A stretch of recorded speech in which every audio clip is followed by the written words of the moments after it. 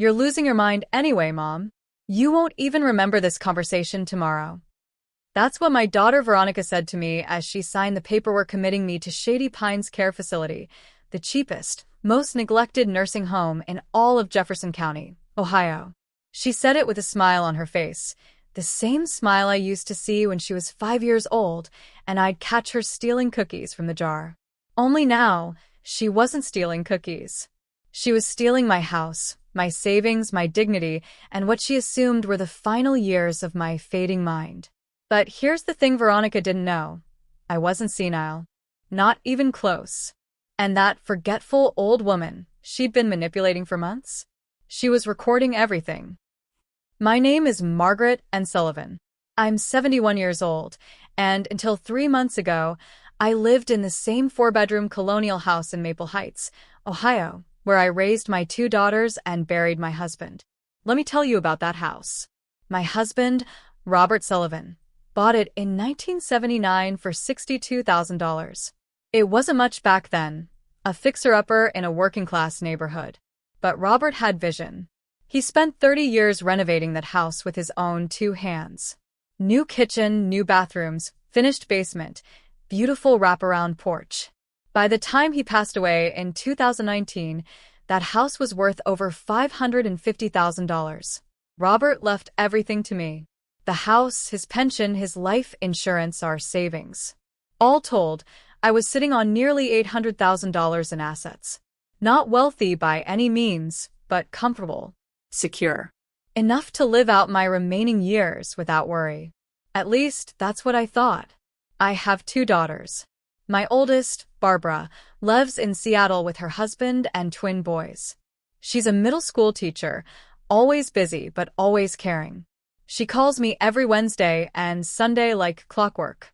When Robert died, Barbara flew in for 2 weeks to help me adjust. She set up my medication reminders, organized my bills on autopay, and made sure I had everything I needed. Then there's Veronica. Veronica is 3 years younger than Barbara, and from the day she was born, she was different.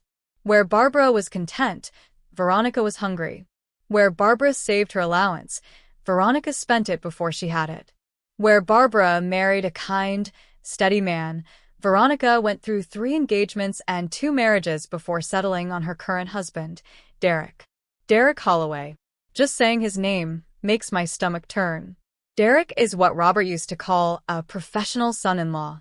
He doesn't work, not really. He's had a dozen business ventures in the 10 years I've known him, each one more dubious than the last. Cryptocurrency schemes, multi-level marketing, a consulting firm that never seemed to have any clients. Veronica bankrolls everything, and when her money runs out, they come looking for more. They came looking at my door 6 months ago. It started with small things. Veronica began visiting more often, which should have made me happy but instead made me suspicious. She'd never been an attentive daughter. Birthdays forgotten, holidays skipped, phone calls unreturned for weeks. Suddenly, she was showing up every weekend, bringing groceries I didn't need, asking about my health with exaggerated concern. Mom, are you feeling okay? You seem tired. Mom, did you forget to take your pills again? You left them on the counter. Mom, you already told me that story. Don't you remember? At first I thought I was imagining things. Maybe I was getting forgetful. Maybe she really was just being a good daughter. Then I found the papers. It was a Tuesday afternoon in March.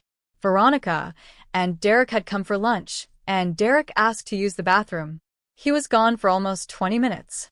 When he came back, he was smiling in that oily way of his, like a cat that had just cornered a mouse. After they left, I went upstairs to use the bathroom myself. That's when I noticed my filing cabinet was open.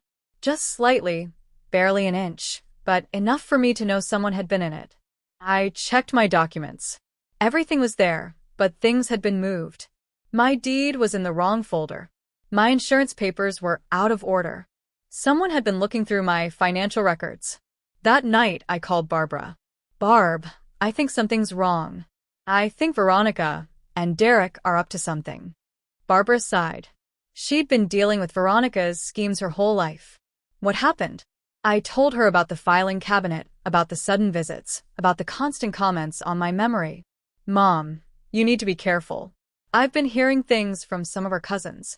Veronica and Derek are in serious debt. Like losing their house kind of debt. How serious? Cousin Linda said Derek's consulting firm was actually some kind of investment scam. They're being investigated. And Veronica refinanced their house twice. They might be facing foreclosure. My blood went cold. Barbara, what do I do? First, you document everything. Write down every conversation, every visit, every strange thing that happens. Second, go see a lawyer. Get your affairs in order. Make sure your will is updated, your power of attorney is solid, all of it. Third, don't trust Veronica with anything. I'm sorry to say that about my own sister, but I mean it. Don't let her near your finances. I did exactly what Barbara said. The next day, I went to see Harold Greenberg, the attorney who had handled Robert's estate. I updated my will, ensuring everything was split evenly between my daughters, but I also did something else, something Veronica never expected. I had Harold add a clause. If anyone attempted to have me declared mentally incompetent without proper medical evaluation, they would be automatically disinherited. And I had 2 independent physicians evaluate me and document, in writing, that I was of completely sound mind. Then I went to Radio Shack. Well, what used to be Radio Shack, now it's some electronic store, and I bought a voice-activated digital recorder. Small, discreet, easy to hide. I started carrying it with me everywhere.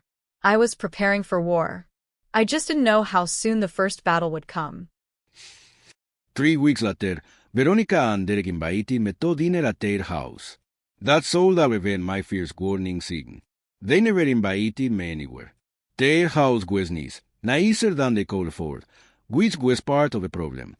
4 bedrooms in a gated community in Westlack, both at the height of the market with money they didn't have. I remember when they voted, how proud Veronica had been, how Derek had bragged about the square footage.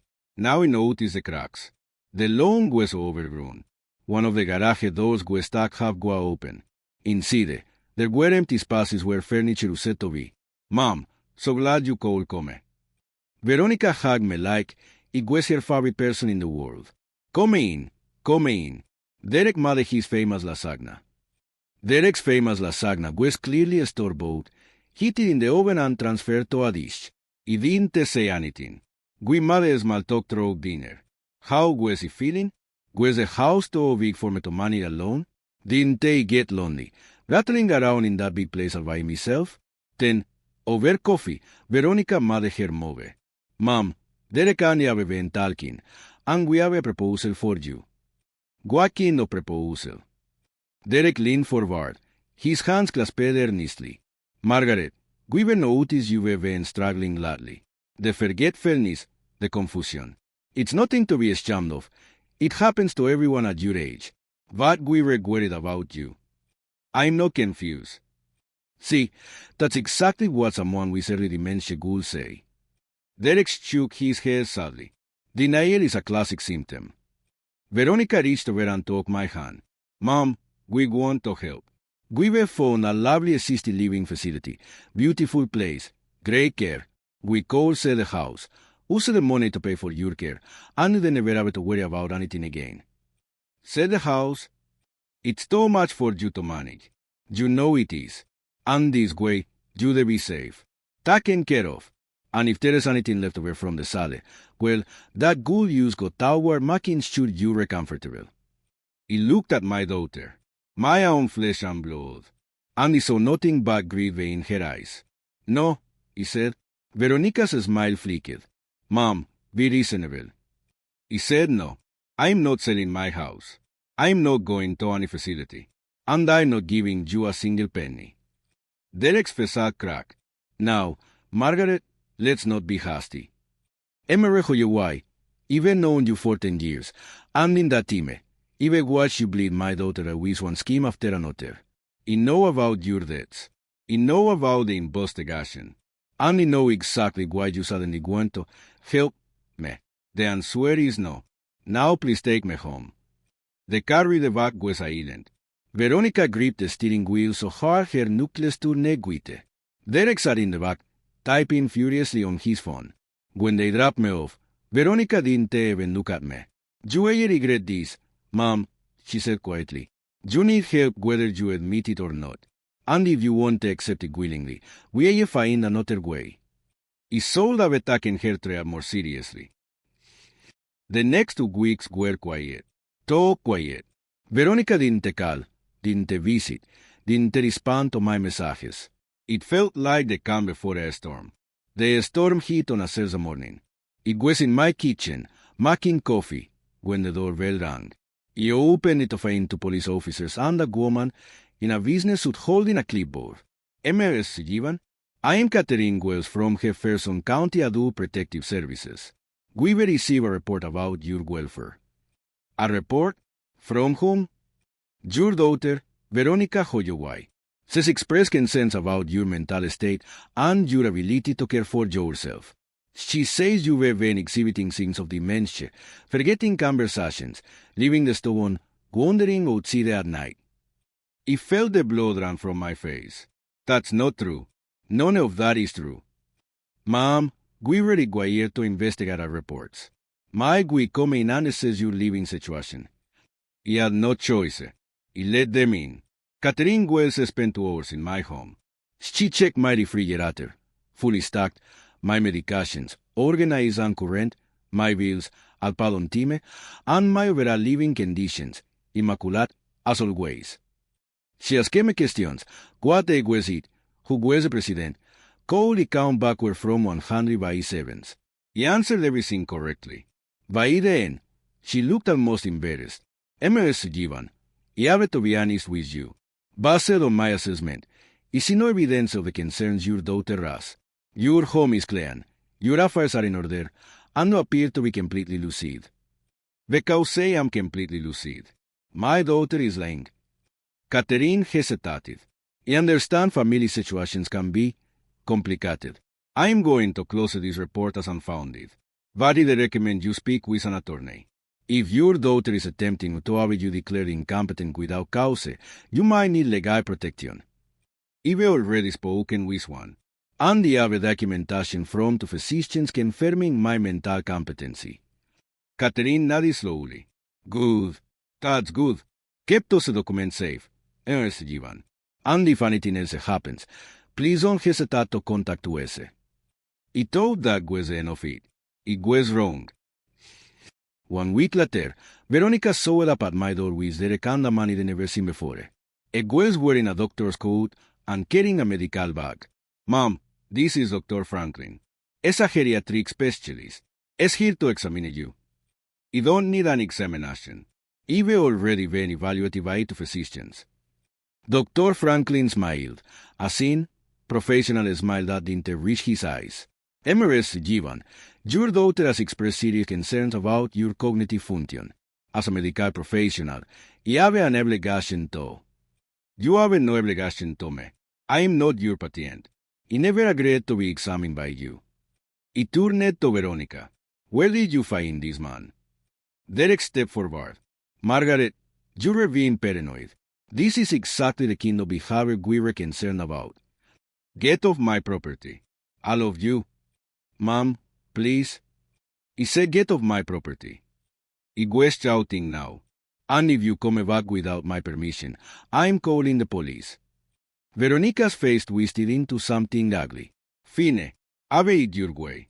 But this isn't over, Mom. We were going to get you the help you need whether you want it or not. They left. But she meant what she said. That night, I called Hardenberg and told him everything. It was quiet for a long moment. Margaret, what your daughter is attempting is elder abuse. It's fraud. If she succeeds in having you declared incompetent and takes control of your assets, it's criminal. What can I do? We need to be proactive. I'm going to file a preemptive motion with the court establishing your competency and documenting Veronica's harassment.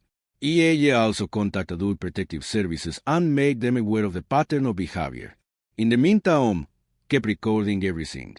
And whatever you do, don't sign anything. Don't agree to anything.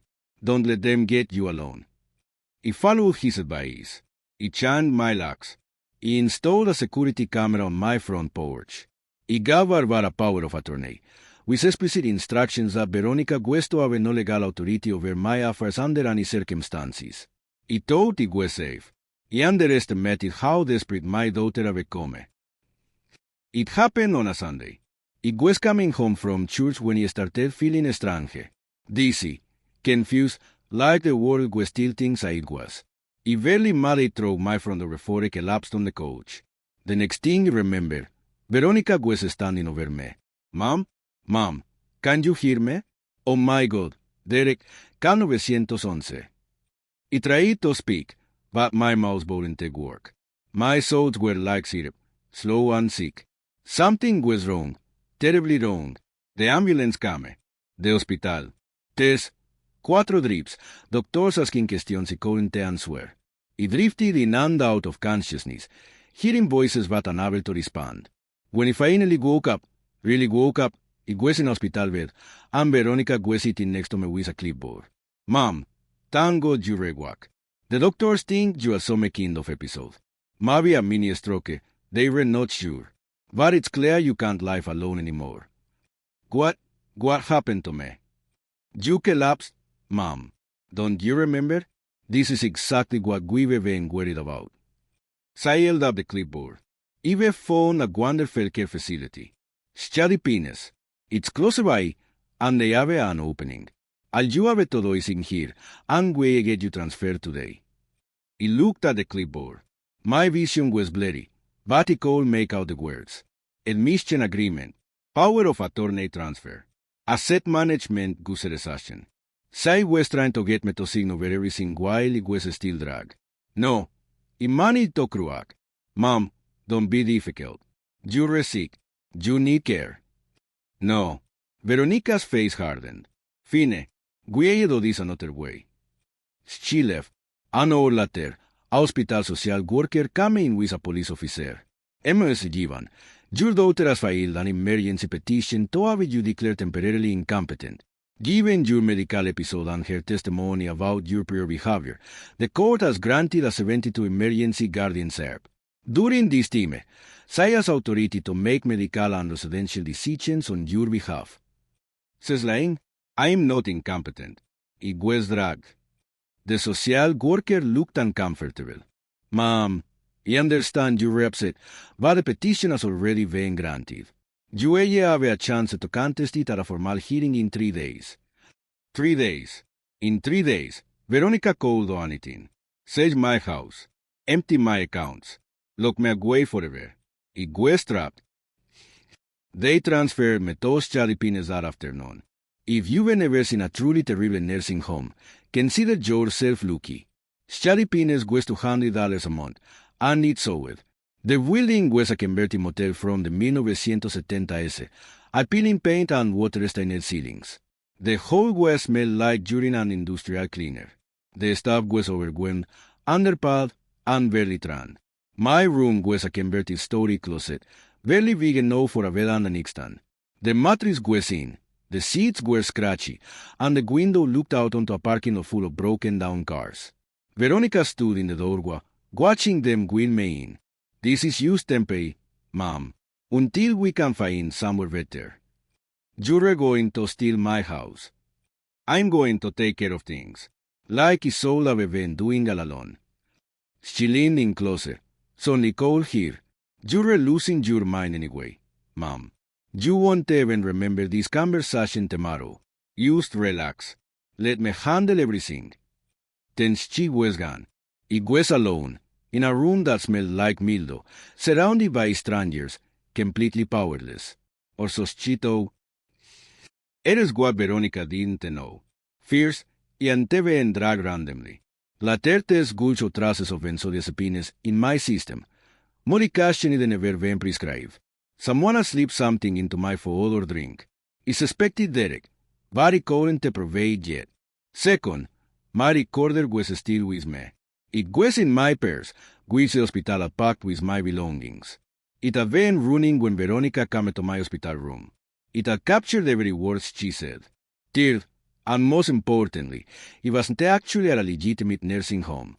Shady Pines Care Facility had lost its state license 3 months earlier due to alcohol violations. It was operating illegally. Taking in patients like me who were dumped there by family members who didn't ask questions. The staff were mostly unlicensed being padande de table. The director was a man named Vincent Caruso who had to prior fraud convictions. He didn't know any of this when he arrived. But he found out fast. My first night at Shady Pines was a nightmare. The lady who brought my dinner, a thin, short woman named Gladys, was rough and dismissive. When I asked for help in the bathroom, she told me all and didn't come back for 2 hours. The fog was cold, the portions were teeny, and I'm fairly certain the meat had been expired. But I kept my mouth shut. I watched, I listened, and I recorded.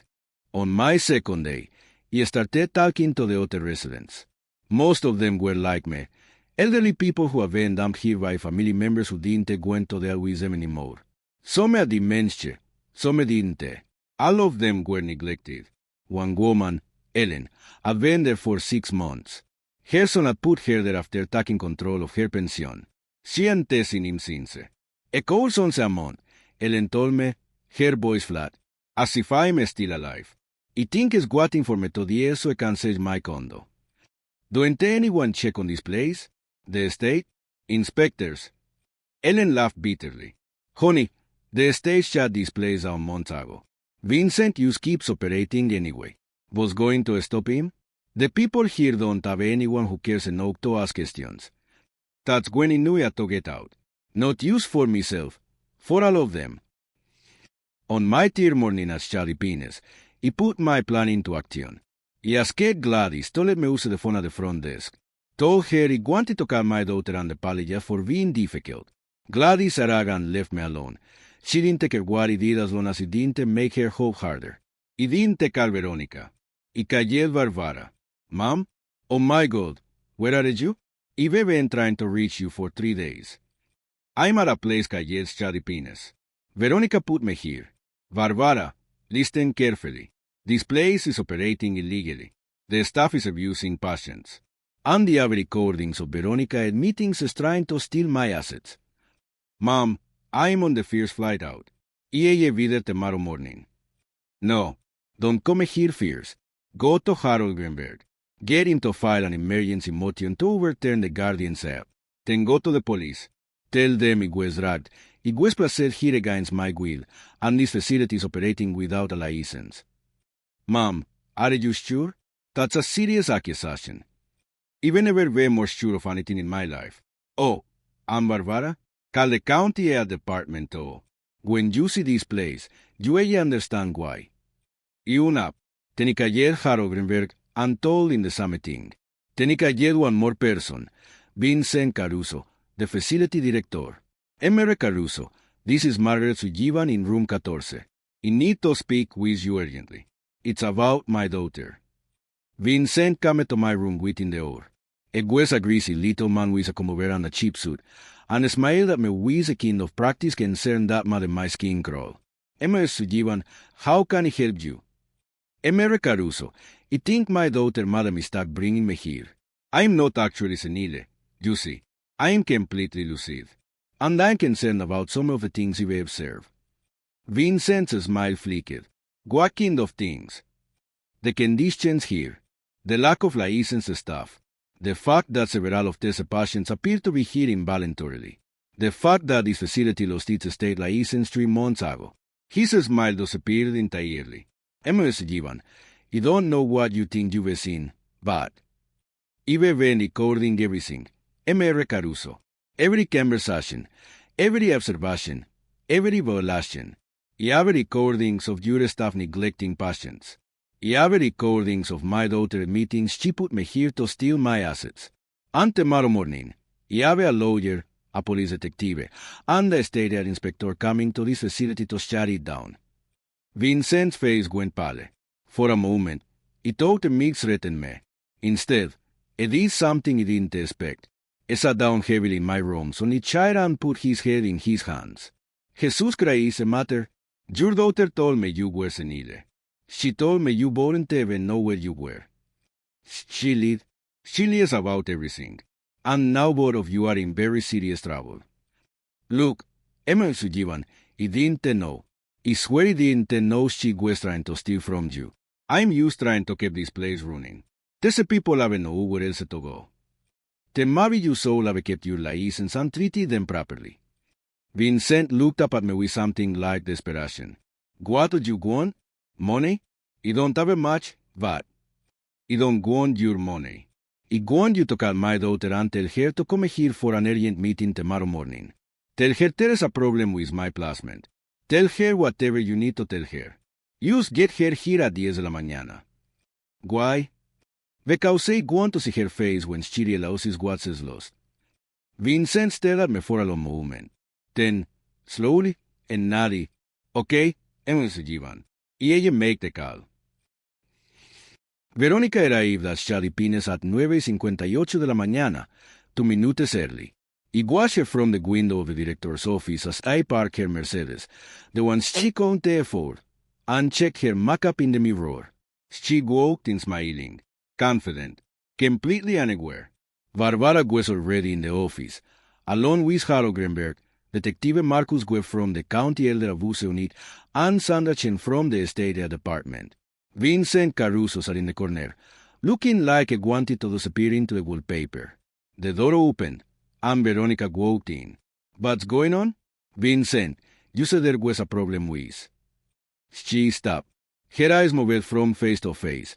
Barbara, the lawyer, the detective, the head inspector, and finally landed on me. Ma'am, what is this? Hello, Veronica. Please sit down. We have a lot to discuss. I don't understand. Barbara, what are you doing here? Barbara's face was cold, colder than I'd ever seen it. I'm here because you tried to steal our mother's house and lock her away in an illegal nursing home. What the hell is wrong with you? That's ridiculous. Mom is sick. She needs care. I was trying to help. You were trying to steal her assets while she was dragged. Detective Webb stood up. We have recordings, and I'll show you why. Recordings of you admitting your intentions. We also have a toxicology report showing your mother was given benzodiazepines without her consent. Veronica's face went white. It didn't. It never. We also have a testimony from Emery Caruso here that you paid him $5,000 to admit your mother without proper documentation. That's elder abuse, fraud, and conspiracy.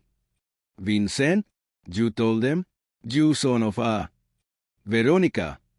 My voice could throw her panic. She looked at me, and for the first time, I saw fear in her eyes. I want you to listen to something.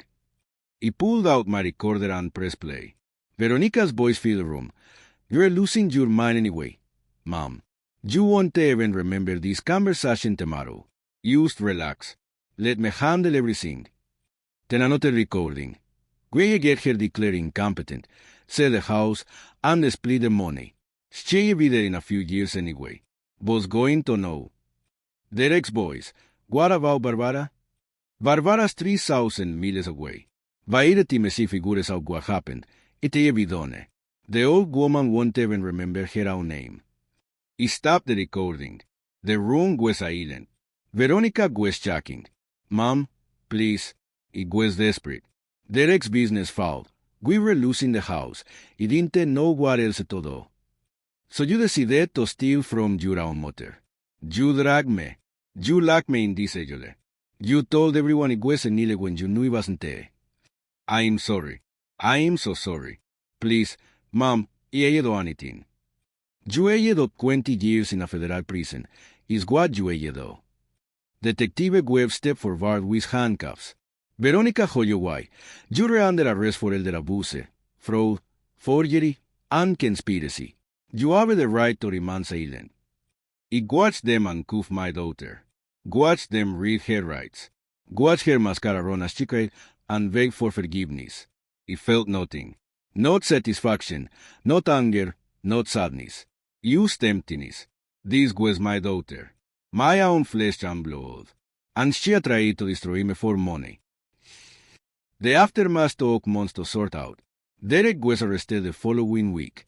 It turned out it was the one who had dragged me, sleeping benzodiazepines into my coffee when I visited. It was also wanted into other status for fraud. Last I heard, it was facing 15 years. Veronica's case gwento trial. Her lawyer tried to argue that she was a victim of Derek's manipulation, that she never meant to hit me. The jury didn't buy it. She was sentenced to 12 years in federal prison, with the possibility of parole after 8. She wrote me a letter from prison. He didn't open it. He gave it to Harold to file away with all the other documentation. Shady Pines was shut down immediately.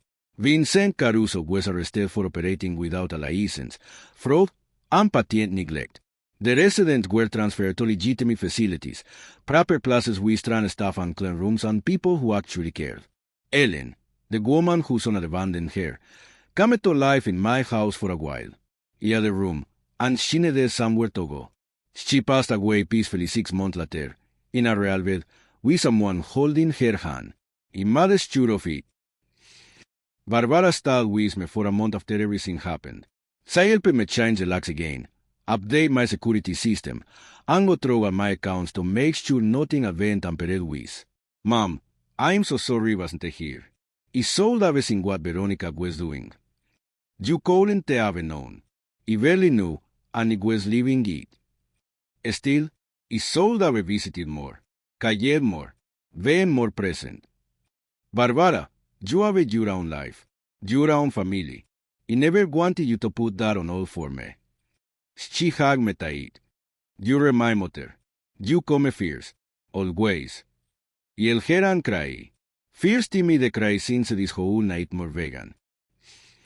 A year later, I got a phone call from the prison. Veronica wanted to see me. I almost said no. Part of me, a big part, wanted to let her rot. She had tried to steal everything from me. She had dragged me. She had locked me away to the air. What kind of daughter, though, is that? But another part of me remember the little girl who said to crawl into my bed during thunderstorms. The teenager who cried on my shoulder when her fierce boyfriend dumped her. The young woman who cared me, sobbing, when her fierce Mary fell apart. That girl was still in there somewhere, buried under the greed and desperation. I had to believe that. I went to see her. The prison was called Langray, and Veronica looked 10 years older than she so loved. Her hair was limp, her face was hollow, and her eyes had lost that sharp, calculating gleam. Mom, you come. I come. I didn't think you would. After everything. Neither did he. We sat in silence for a long moment. The other visitors murmured around us, but I barely heard them. Mom, I'm sorry. I know that don't mean anything. I know I can't undo what I did. But I need you to know that I'm sorry. Why did you do it, Veronica? That's what I can't understand. I could have helped you. If you had used a kid, I could have helped you. I know. That's what makes it worse. She wiped her eyes with the back of her hand. They're convinced me you never have was an oak. It's a we need control of everything to really fix our problems. Annie believed in because they wanted to believe him. Because it was easier than admitting he made every wrong choice possible. You threw away your family for a man who was using you. I know that now. I've had a lot of time to think. I looked at my daughter, this broken, desperate woman who had once been a baby in my arms. I'm not going to forgive you, Veronica. What you did, there is no coming back from that. But I'm not going to hurt you either. You're my daughter. I always loved you. I just can't trust you anymore. Veronica nodded, tears streaming down her face. I understand. I don't deserve anything else. No, you don't. But I visit again. And when you get out, if you were truly chant, we can talk about what comes next. Thank you, Mom. Thank you. I left the prison and drove home. My home. The house my husband built. The house I almost lost. The house I could gain on my own terms. I'm 73 now. Mine is worse. And Arthur, my arthritis, is definitely winning. But I'm still here. Still lucid. Still recording. Barbara calls every Wednesday and Sunday, like clockwork. She's flying out next month with the Queens. We're going to have a Thanksgiving together, like a real family. Veronica writes letters from prison. I read them now. They were full of remorse, of therapy brackets, of promises to be better. I don't know if I believe her yet. Tim will tell. The other night, He was going through old photos and phone one of the girls when they were young. Barbara, maybe 10. Veronica, maybe 7. They were in the backyard, covered in mud, laughing at something he couldn't remember. He wondered when it changed. When Veronica stopped being that laughing girl and became someone who called drew her out for money. Maybe it was always there, hiding underneath. Maybe it was Derek, or debt, or desperation. Maybe it don't matter. What matters is that he survived. He didn't let them take my home, my dignity, my mind. He fought back, even when everyone thought it was just a confused old woman. Never underestimate a mother, especially one with a recorder. The house is quiet tonight. Use me and the memories. Robert's goes in every room, every piece of furniture, every cracky floorboard. You'd be proud of me, Robert, he said to the empty air. He didn't let them win. He goes where he heard him laugh. 3 weeks after my visit to the prison, he got a package in the mail. It was from Veronica. Inside it was a handmade card, prison craft, clearly, and a letter. Mom, he made this in our therapy. They said we should create something for the person we hate most. I know it's not much. But I wanted you to have something I made with my own hands, like you said to make for us when we were kids. Do you remember those birthday cakes? The ones shaped like animals? Mine was always a cat. Barbara's was always a horse. I think about those cakes all the time now. About how much work you put into them. About how I never said thank you. I'm saying it now. Thank you for the cakes. Thank you for everything. And I'm sorry forgot what really matters. Love, Veronica. I put the card on my mantle, next to Robert's photo. I don't know if Veronica will ever really change. I don't know if we ever have a relationship again. But I know it's trying. And maybe that's a no. For now. My name is Margaret Ansujivan. I'm 73 years old. My daughter tried to steal my house and lock me away in a nursing home. She said it was losing my mind. She said it wouldn't remember. But I remembered everything. And I recorded it all. Never mess with a mother's memory. It's sharper than you think.